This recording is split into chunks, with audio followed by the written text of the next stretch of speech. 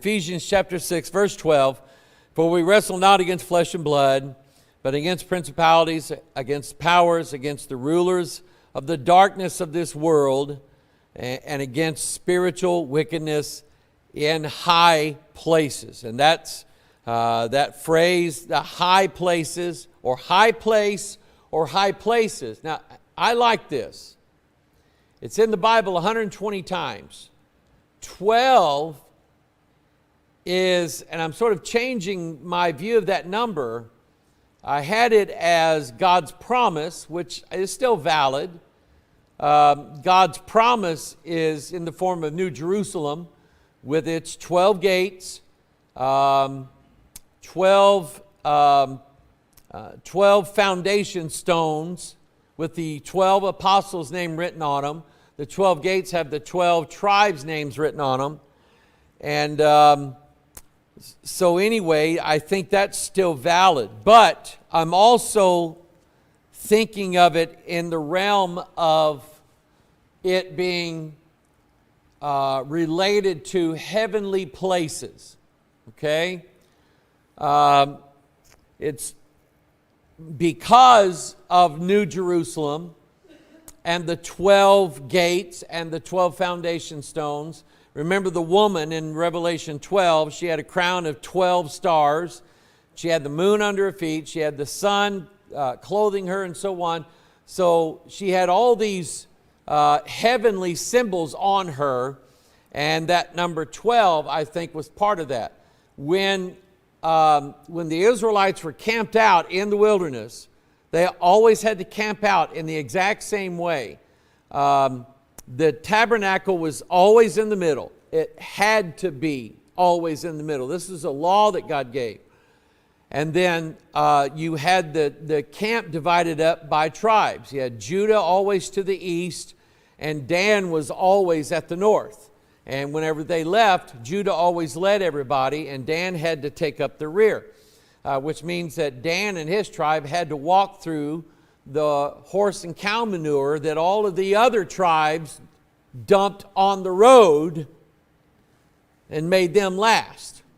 That was one thing when I was in marching band in high school, was our band director always tried to get us at the front of the parade instead of the back of the parade, because then you got to watch out. My dad called them road apples.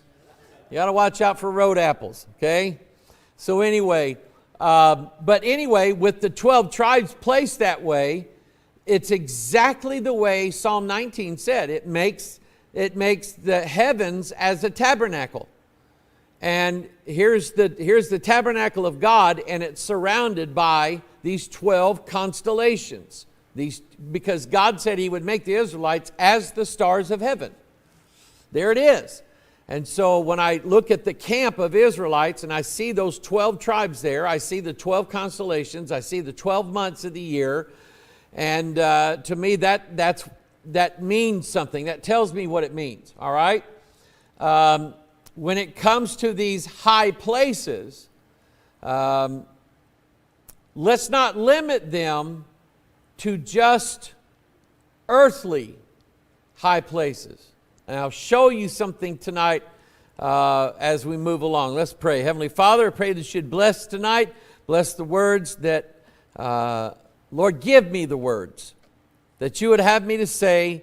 And God, just close my mouth and don't let it come out of things, God, that you don't want me to say. This mouth is yours. My mind is yours. My heart is yours. This service is yours, and let it be all about you and your word, and we'll give you the praise and the glory in Jesus' name, and amen. So, spiritual wickedness in high places, meaning that spirits are not necessarily limited to places here on this earth.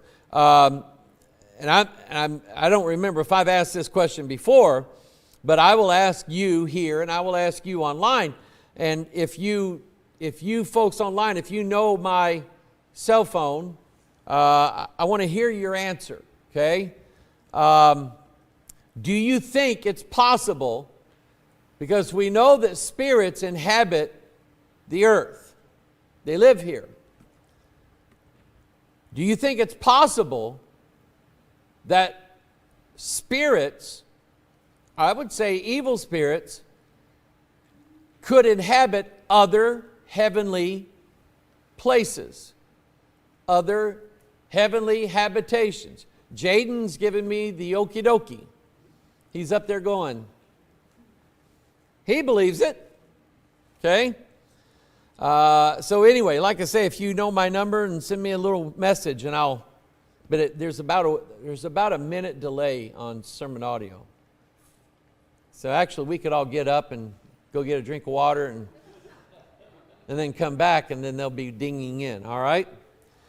First of all, let me do this. We started on this last Sunday night, but just very quickly, Leviticus 26, God said, I will destroy your high places and cut down your images and cast your carcasses upon the carcasses of your idols, so shall my soul abhor you. So we know that the high places had to do with, number one, sacrifice. They sacrificed on top of these high places. Remember what I said last Sunday about how Jesus meeting us in the air, we're going to rise up, He's going to come down, we're going to be there. Think of the high places as being the devil's version of that. Men going up. Oh, by the way, who watched the video that I told you to watch? Meet me halfway. Did you see what I'm seeing in there? He's the space guy, he's up in the heavens. She's the earth woman, she's Gaia, or Mystery Babylon, the harlot. And they both meet each other halfway. He comes down, she goes up, and now they're together like iron and clay. Yeah. So anyway, I think that's what these high places are, based upon Genesis 11 and the Tower of Babel and what they said it was for, a city and tower whose top may reach into heaven. And by the way, we actually have that right now. We have that very thing. But it's not in the form of a ziggurat or a step pyramid. It's the International Space Station. It is a city and a tower in heaven. Okay? It is. And now we're, with Musk and everybody, there's, renewed interest in going up into space. And so they're planning on and actually building the modules for a permanent lunar place. A building and a base on the moon that astronauts would live on. That's why they're trying to find a place with water, because if they can get water on the moon and use that water, then they can convert it. Number one, they can purify it and drink it. Number two, they can extract the oxygen out of it to breathe. Number three, they can extract the hydrogen out of it for fuel. Okay? So here we go. Told you. A minute. Jeremy Grogan says yes. Yep. All right. That's one. All right. So, Jeff White. Yes, sir. The Bible references celestial bodies and other worlds. It sure does. Thank you, Mr. Jeff. My wife says, microphone. Let's see here. Janice and Terry Janae, they're sweet people. They follow us. They said microphone. So anyway, we'll see what else comes in. All right, so we know, again, Leviticus, it's related to images, idols, and human sacrifices. Okay? And then Numbers 21, 28, there is a fire gone out of Heshbon. That's interesting. I just caught that. And I've been looking for that. There is a fire gone out of Heshbon, a flame from the city of Sihon. It hath consumed Ar of Moab. He was a pirate. and the lords of the high places of Arnon. Now, the word pyramid, it's a combination word. Pyre means fire.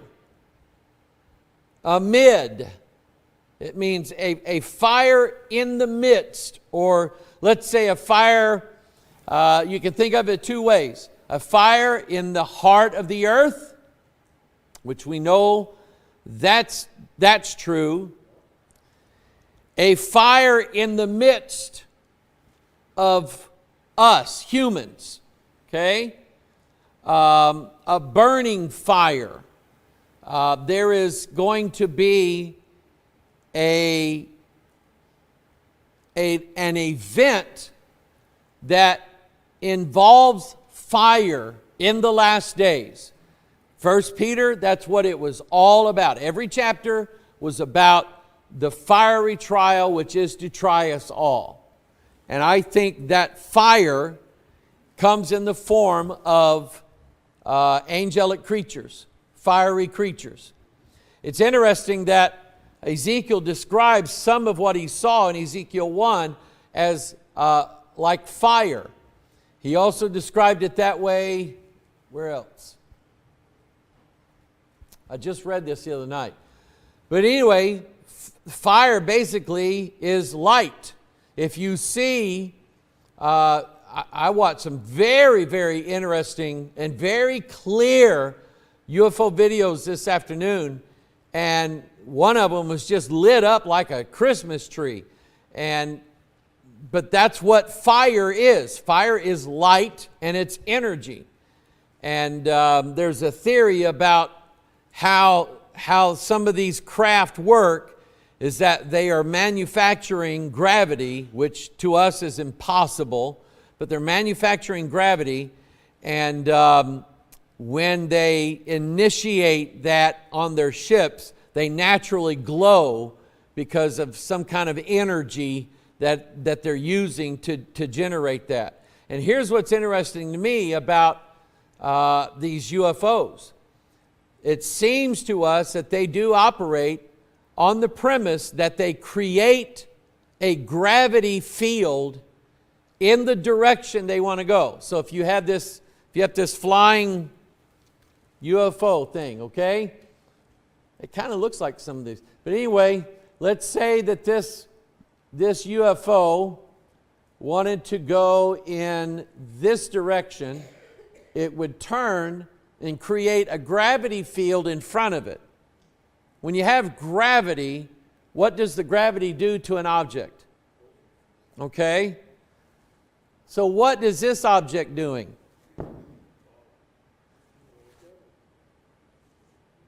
What's it doing, John? It's falling. That's what they do. That's how they operate. Is that in order to get from one place to another, they fall, they literally fall into it because they're creating a gravity field in front of it to cause it to fall into that. Huh? No, not a black hole. Just a gravity field in front of it. Okay? And we don't, like I say, we don't know how to do that. We don't even know what gravity is. We know what it does and so on, but anyway, I got to move on. Okay?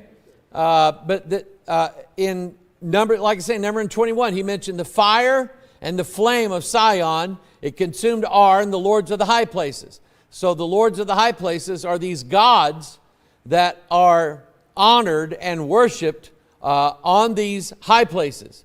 Numbers 22, it came to pass on the morrow that Balak took Balaam and brought him up into the high places of Baal, that thence he might see the uttermost or the utmost part of the people. Notice this is the high places of Baal. Baal was honored by sacrifices, probably some of them human sacrifices, in the high places of Baal. Or in other words, either a mountain or a hill or something artificially made to be a high place.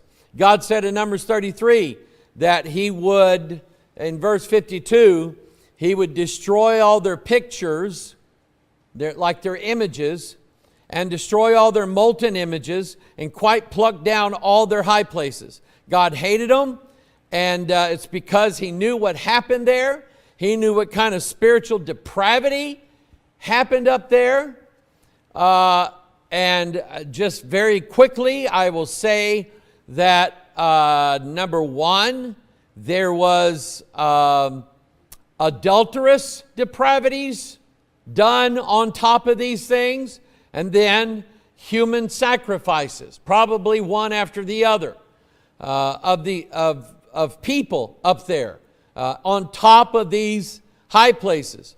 And I read some of the things that Columbus encountered and Cortez when they came over to this new world. And I think it was Cortez, I think it was his note keeper, who was, I think, the ship's doctor as well. He said when they came to wherever it was that these people were doing their worship of their gods, is on some hill or some mound or some pyramid, and he said those priests, their hair would be matted with drying blood, that they had blood literally all over them, and it was human blood. Okay? And they drank it. Why did they drink it, John? No, we were talking about this with Jerry at lunch. To get high, adrenochrome.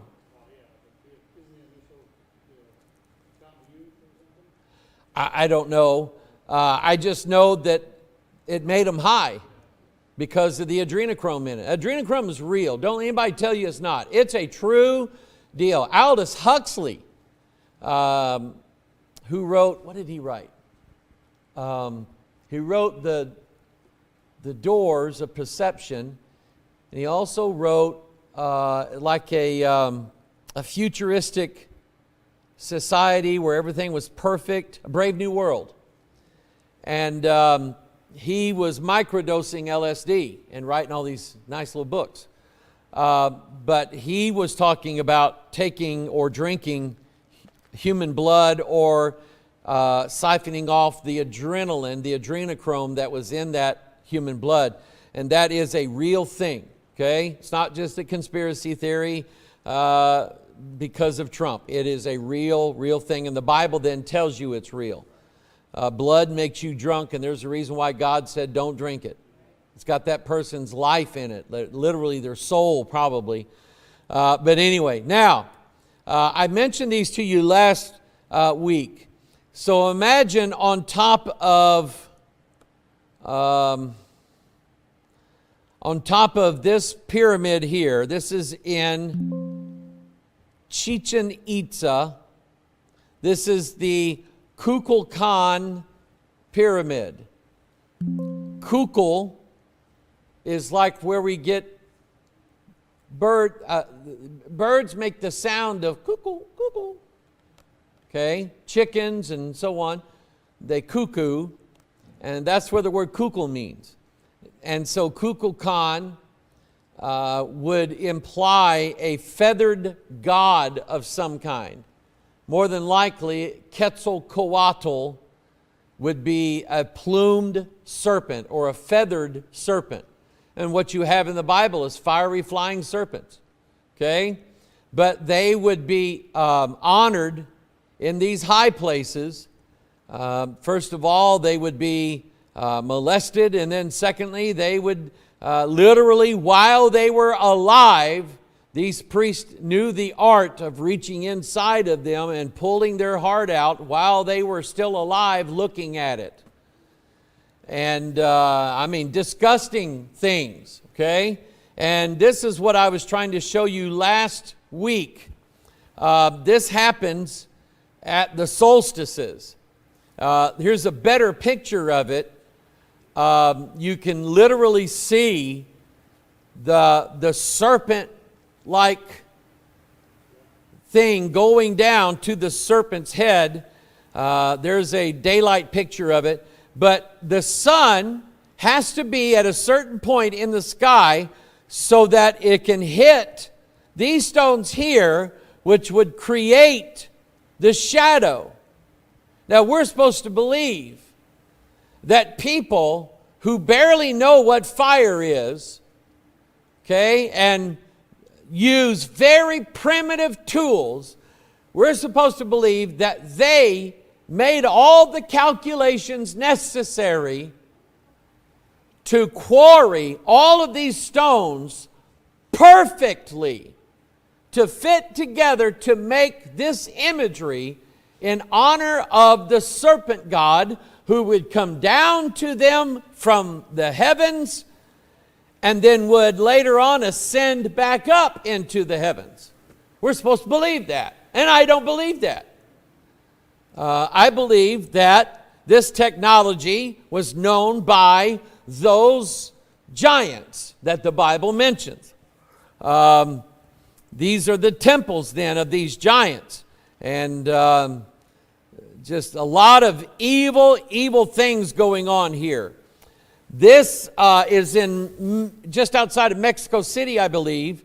This in the background, I think, is the Temple of the Sun, and it is huge. I mean, it is massive.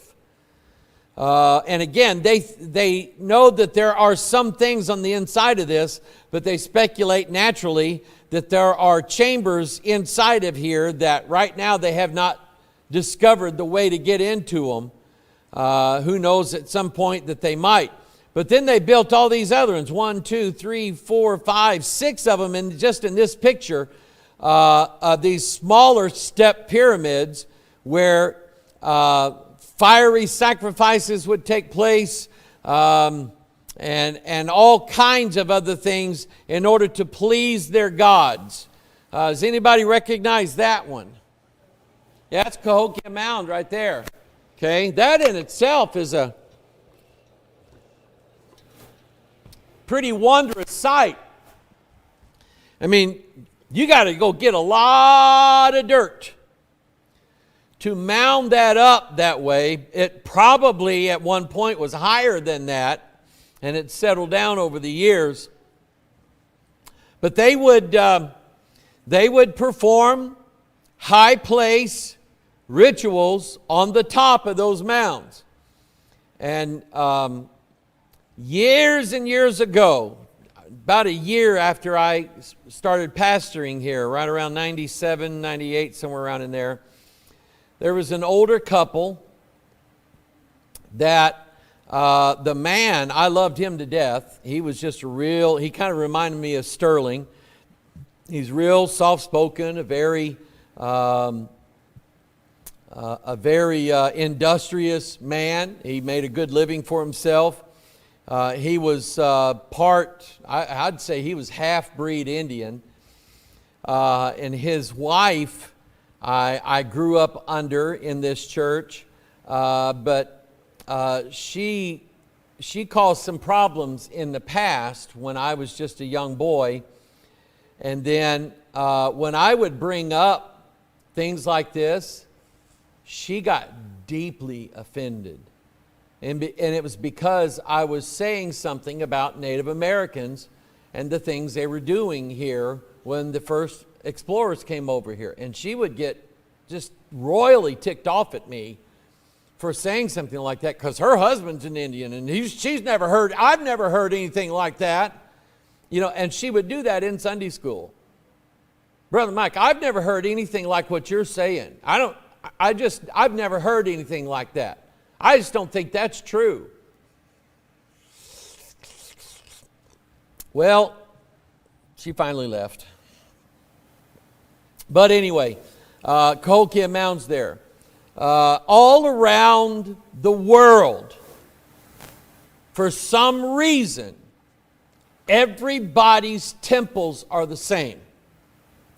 This is in Cambodia. Actually, this is sort of what Kukulkan looked like, the one at Chichen Itza, the one with the serpent coming down. When they first discovered it back in the late 1800s, it was covered over with vines and dirt and everything like that. And so they cleared it all out. But this is in Cambodia somewhere. And I mean, who knows where all of these things still lie undiscovered. Several years ago, I'd say about 20 years ago, a guy, researcher, this is the, what country is this? Bosnia.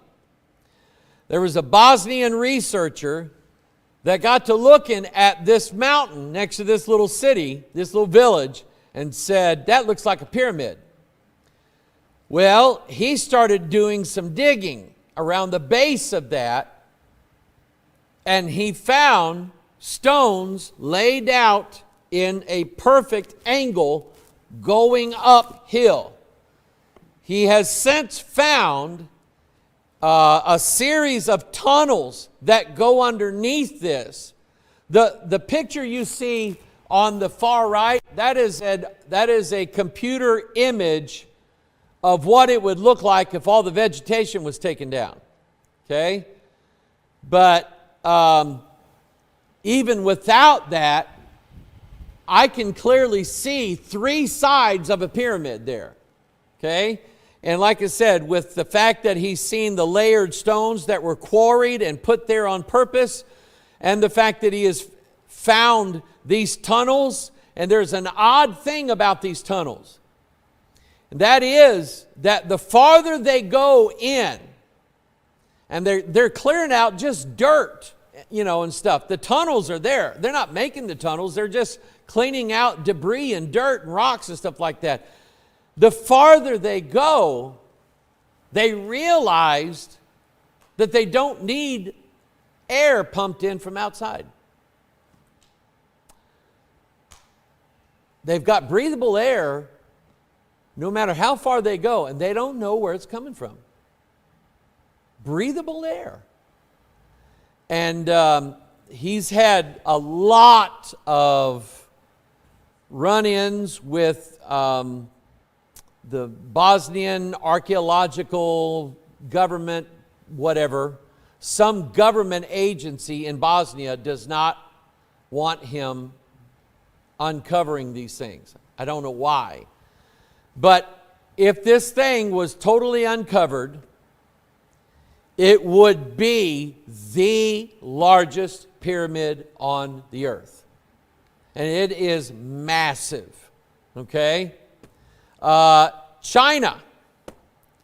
What you see here is a Google image of a bunch of farmed fields, and right in the middle of it, there's this hill with four sides and a big square on the top of it.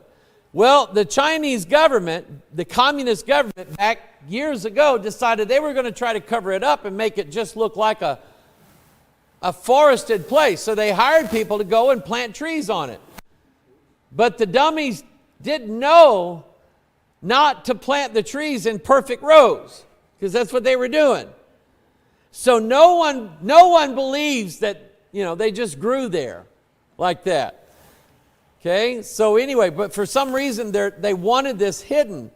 And I think this particular pyramid has something to do with the terracotta warriors. You know what I'm talking about? There's thousands of these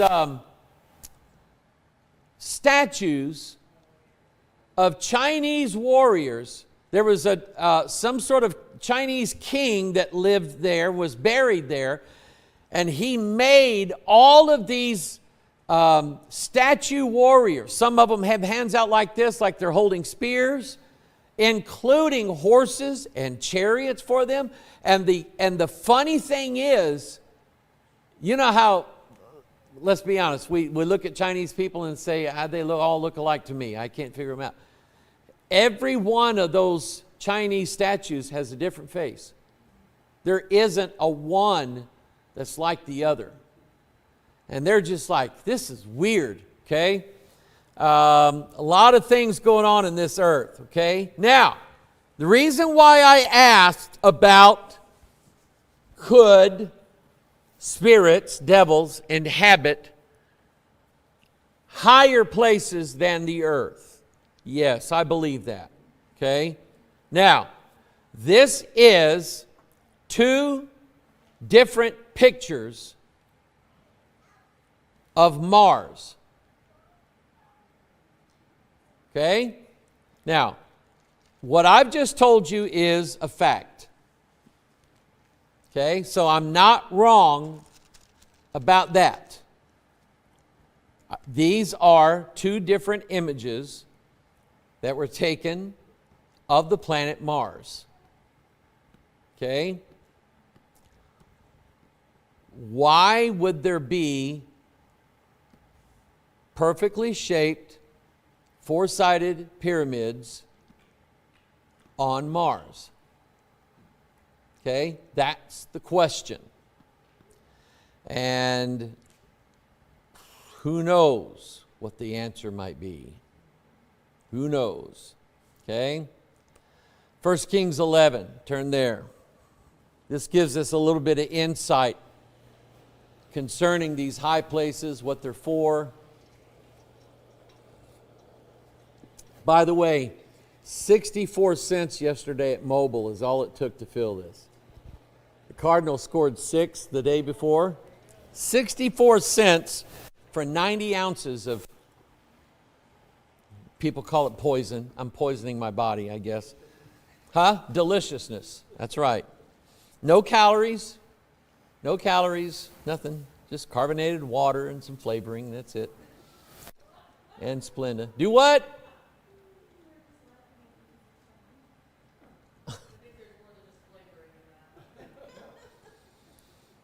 Yeah.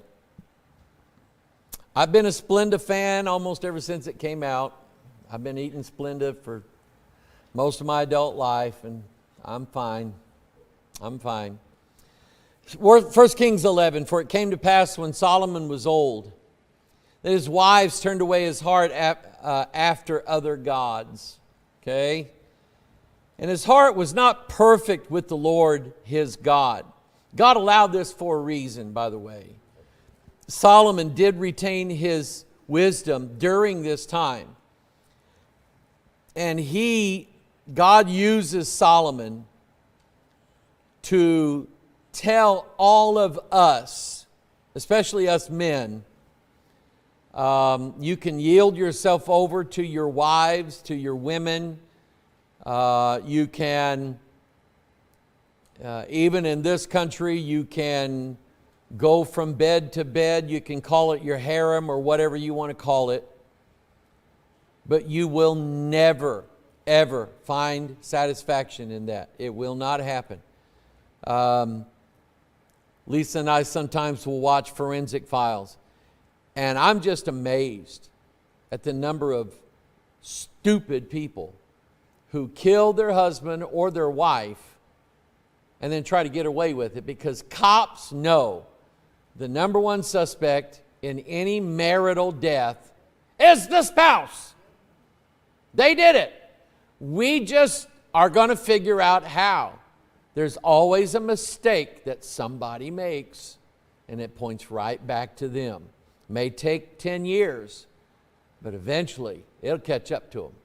It's always the spouse, always the spouse. Anyway, Solomon's heart turned away from God. Verse 5, for Solomon went after Ashtaroth, the goddess of the Zidonians, and after Milcom, the abomination of the Ammonites. And Solomon did evil in the sight of the Lord, and went not fully after the Lord, as did David his father. Then did Solomon build an high place for Chemosh. We think Chemosh is Saturn, the planet Saturn. Okay? And I picture Saturn as like the wheels in Ezekiel 1, a wheel within a wheel. the planet, the round planet, is the one wheel, and the rings around it are the other wheel. And the planet spins and rotates in a different way than the rings around it do. So I think it's a wheel within a wheel. But anyway, verse 7, then did Solomon build an high place for Chemosh, the abomination of Moab, in the hill that is before, he built it in a high place. He built it in the hill that is before Jerusalem. And for Molech, the abomination of the children of Ammon. All these were high places. You've got to build, you've got to sacrifice, you've got to worship, you've got to burn incense, you've got to say the prayers, you got to perform the rituals. They must be done in a high hill. 2 Kings 21, Manasseh did this. He was only 12 years old when he began to reign. He reigned 55 years. His mother's name was Hephzibah, and he did that which is evil in the sight of the Lord after the abominations of the heathen, whom the Lord cast out before the children of Israel, for he built up again the high places which Hezekiah's father had destroyed. Manasseh would have been better off leaving them down, but he rebuilt them. That means that he either built up a big pile of dirt or maybe possibly a ziggurat of some form or a tower of something that was a high up place that his father had taken down. And he reared up altars for Baal, made a grove, as did Ahab king of Israel, and worshipped all the host of heaven and served them. There it is, the host of heaven again, because he's going up to worship them. Psalm 78, verse 56. I'm just going to read through some of this. Yet they tempted and provoked the Most High God, because I think Lucifer, Satan, wants to be like the Most High. His problem is he can't reach that far. And kept not his testimonies, but turned back and dealt unfaithfully like their fathers. I need to do a teaching or preaching series on turning back. I haven't done that in a while. They were turned aside like a deceitful bow. You know what that is. You got an arrow, and that arrow is bent. And if I aimed it right at Matthew, it's going to hit that window over there. It's a deceitful bow, for they provoked him to anger with their high places and moved him to jealousy with their graven images. See how God puts them together. At the high place, you're going to have idols up there. There's going to be carved images, graven images, molten images, and so on. Here's another form of a high place. This is the Temple of Heaven, and it's in Beijing, China. Does any see this blue sign right here in the middle? Does anybody know what that Chinese says? That's too bad. I'd really like to know what it says. But here's what I find interesting. Somehow, some way, the Chinese got it right. How many heavens are there? The three rings, the three circles, 1, 2, 3. This is the highest heaven here. This is the space between the highest heaven, and this is the sky above us. Okay? Pretty cool. But notice that you have to go up here and then enter into a door, and somehow there's probably a set of steps or something like that that goes up to the very most high place. And this is where you would have your Buddhist monks and your incense burning and them chanting. By the way, this is interesting. The Buddhist monks have a way, not all of them can do it, but it takes them years, but they develop the ability when they are humming their mantras, they use a real low voice. And they have the ability to sing one note down here, and its overtone, Matthew, its overtone above it. They can sing two notes at the same time. Kind of like on your guitar when you just lay your finger on one string and hit another string. Well, those strings they resound to one another. And these Buddhist monks can take and make a low note and a higher note at the same time and join them together. What does that point to you? Iron and clay. The kingdom up here, the kingdom down here, and you join them together.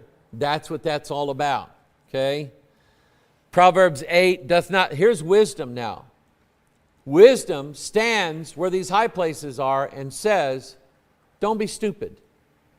Doth not wisdom cry, and understanding put forth her voice? She standeth in the top of high places, by the way of the places of the paths. She crieth at the gates, at the entry of the city, at the coming in at the doors. Unto you, O men, I call, my voice is to the sons of man. O ye simple, understand wisdom, and ye fools, be ye of an understanding heart. God sends forth wisdom to people, and wisdom stands in the high places and says, don't do this. Don't be a part of this.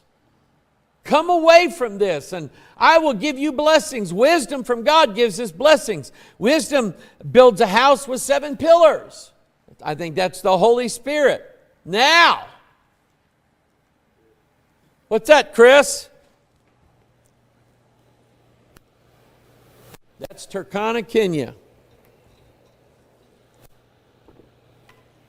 See that path? It's very difficult to walk up there. They have what's called the 12 stations of the cross there. These are, have you ever done that before?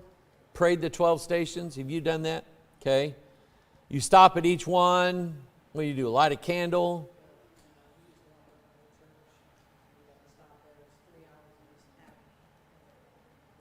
Yeah. Huh? Oh, okay. Burning incense and so on. Okay, I got it. So one thing you can absolutely be guaranteed of is that this statue on top of this hill in Lodwar, Kenya, right next to the airport, is used for Catholic worship and penance. They will tell their parishioners, once they have confessed their sins, then they will say to them, go to the high place, go to meet Jesus, and go by the 12 stations of the cross and pray these prayers once you get to each station. Bring money with you, and so on and so on. They'll do that there. The article written about it says the concept is that the people should have a place to come together and pray as a diocese in memory of when evangelization came here in a very informal way. Catholic's version of evangelism is not our way of evangelism.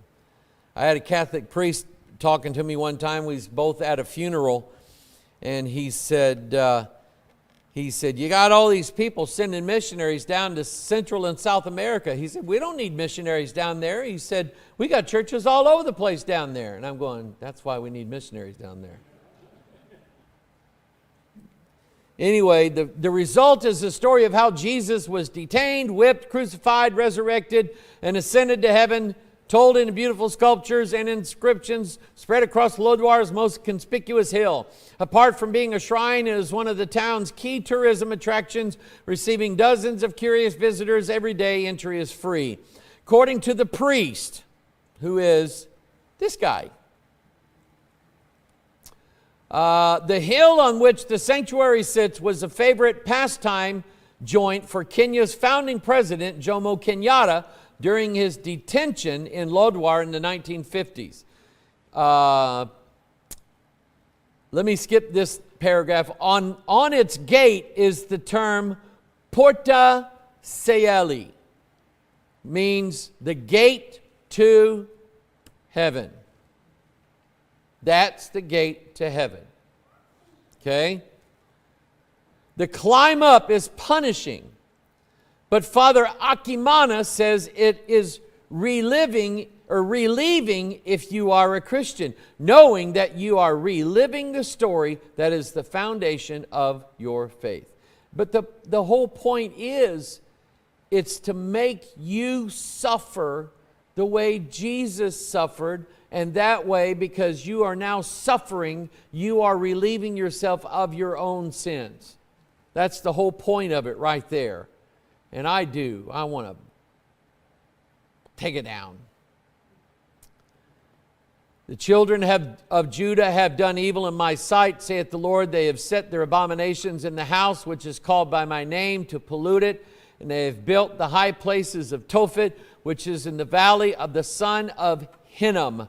The word Gehenna, which is a Hebrew word for hell, is named after the valley of Hinnom. Apparently they burnt things they didn't want anymore. To burn their sons and their daughters in the fire. That's the valley of Hinnom, which I commanded them not, neither came it into my heart. Therefore, behold, the days come, saith the Lord, that it shall be no more be called Tophet, nor the valley of the son of Hinnom, but the valley of slaughter. For they shall bury in Tophet till there be no place. All right. Any questions tonight? Got a high place? Got what a high place is? If you want, well, I'll pray about it. I'll pray about what I think this really is getting to. Okay, I'll pray about it and we'll see. All right, let's stand to our feet. Yes, Penelope. Yeah. Oh, yeah. In fact, this was modeled after that. That's what I read.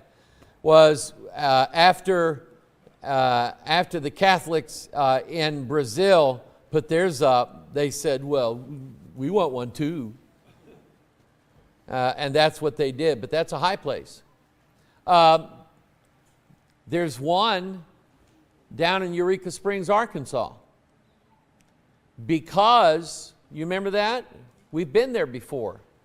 The people who made the Passion Play, they were Roman Catholic, a very rich couple. I don't think they had any children. So they had millions of dollars, and they built this Passion Play, and then they built this Christ of the Ozarks. And it's basically like the same pattern here. It's, out like this. And I used to think, oh, this is really cool, let's pray. And no, it's a high place. It's on top of the big hill just outside of Eureka Springs, and it's a high place. There's probably these things all over the world. Do what?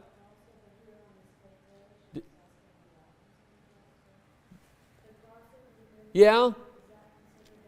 That's just a cross. Crosses are just crosses. Crosses are like, if I be lifted up, I will draw all men unto me. If they have nobody on them, they're safe. Okay? It's just a cross. If crosses were evil, then we would never have to learn how to add.